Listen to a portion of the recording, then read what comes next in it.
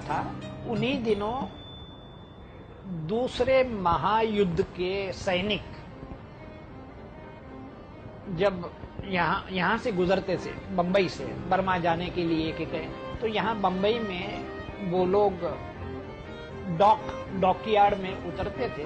वहां से एक छोटी सी ट्रेन जो होती थी वो उन्हें वीटी तक लेकर आती थी, जो अब वो पटरी भी नहीं रही, वो ट्रेन भी नहीं रही, और वो बहुत ही धीमी गति से चलती थी, और उसमें सारे अंग्रेज या गोरे सैनिक रहते थे अंदर।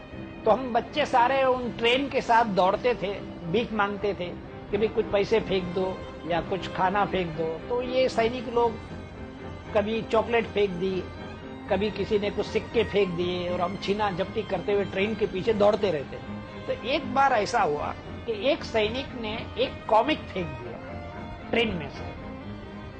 अब उन दिनों में कॉमिक किसी ने देखा ही नहीं था, क्योंकि इंडिया में कॉमिक थे ही नहीं। जो भी कॉमिक्स कभी कभार कोई यात्री ले आता था वहां से, विदेश से, या इस तरह सैनिक लोग जो आते थे वो कॉमिक्स लेकर आते थे।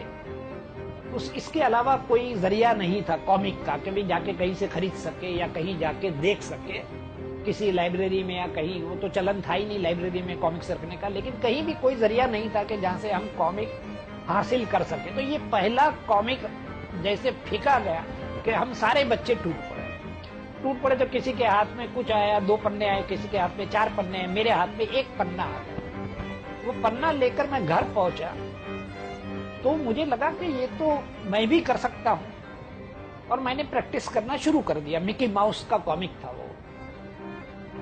तो प्रैक्टिस शुरू की तो धीरे धीरे मेरा हाथ उसमें बैठने लगा कार्टून में।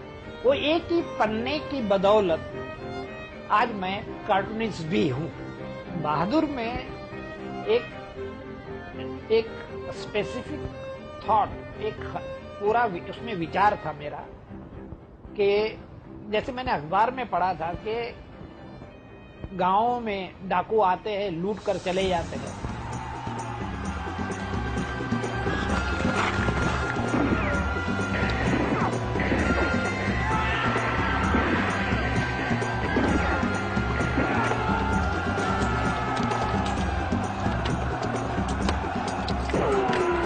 और उसके बाद 24 घंटे के बाद वहां पुलिस पहुंचती है। फौरन पुलिस वाले क्यों पहुंच नहीं पा रहे हैं? तो धीरे धीरे इन्वेस्टिगेट करते मेरे जहन में ये बात आई कि यानी सैकड़ों हजारों गांव है और हमारे पास उतनी पुलिस नहीं है, तो इसका कोई पॉजिटिव हल होना चाहिए। तो ये बहादुर के कैरेक्टर ने जन्म लिया। बहादुर जो है इन डाकुओं के बीच से पैदा हुआ, डाकुओं को रिफॉर्म करने के लिए।